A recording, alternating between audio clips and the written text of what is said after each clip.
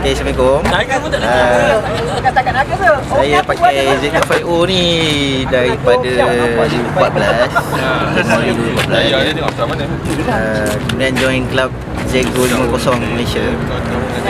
Diketuai oleh Abang Syam. 120.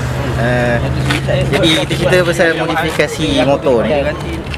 First sekali sebab memang saya kira semua orang akan tukar, saya kira sekali. Okay.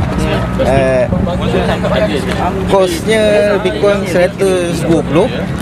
Jadi lagi sebabkan handle Z250 ni agak rendah, jadi kita tambah lagi handle riser lebih kurang 1 inci kan.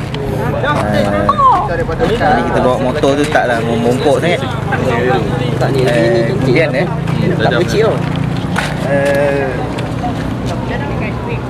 sampai bulan ke-8 tu memang terfikir nak tukar tayar, tapi fikir balik sebab lebih stabil tayar lebar ni kan. Jadi terpaksa dah tukar sport rim depan belakang, dan juga tambahan kepada swing arm dan juga cover kepada swing arm.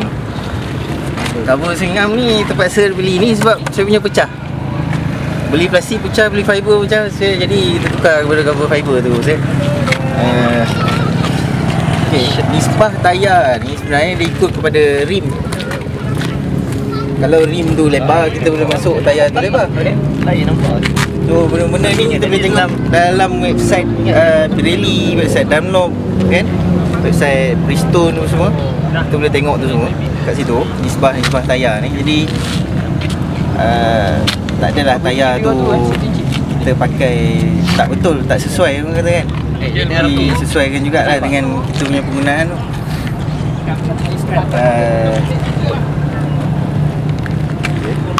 Lampu belakang ni integrated tail light. Dalam ada signal, ada brake semua Boleh buka okey.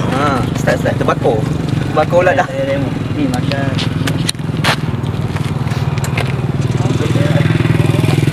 Okey, untuk tambahan lagi, saya tambah lagi mudguard ni, mudguard Z800 sama dengan signal terus. Aku dah agak sama wire je. Skru dia sama je. Tak ada masalah untuk pakai. Jadi air pun tak naik lah kat sini. Selain daripada splash guard, ni lah option lain daripada mudguard standard lah. Selain pada tu sport rim yang saya pilih depan ni adalah double disc, tapi masih tak ada barang lagi untuk pakai absorber upside down tu. Jadi kita ada sebelah je lah disc pump dia.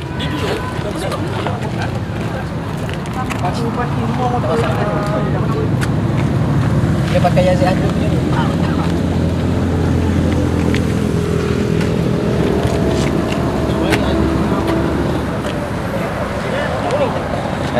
Upgrade yang seterusnya adalah upside down fork. Kemudian mungkin handle fat bar orang panggil, handle yang tebal sikit.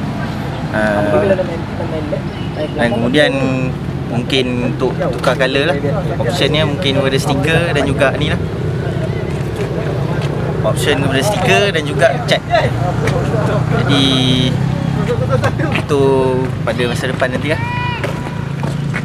Sekian. Tak sangat.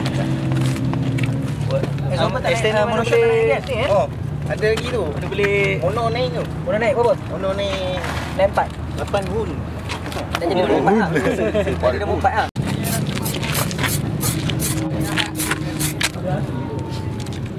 Tepuk ke tak payah. Okay, ni plastic dip So ni salah satu brand yang tak mahal tak murah lah, brandnya Aika.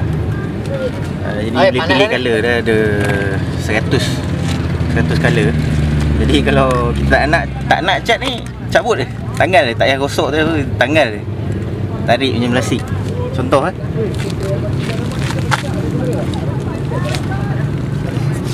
contoh lah, nampak? Jadi dia okay. Kilat balik. So asalnya colour chrome, tapi macam tak berapa minat ni kan. Kalau tak nak, dia cat balik.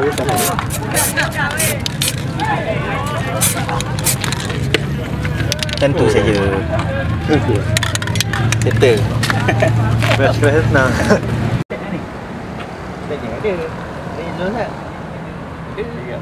Ambil. Lepas tu dia datang-datang Nampak lama kan? Kan?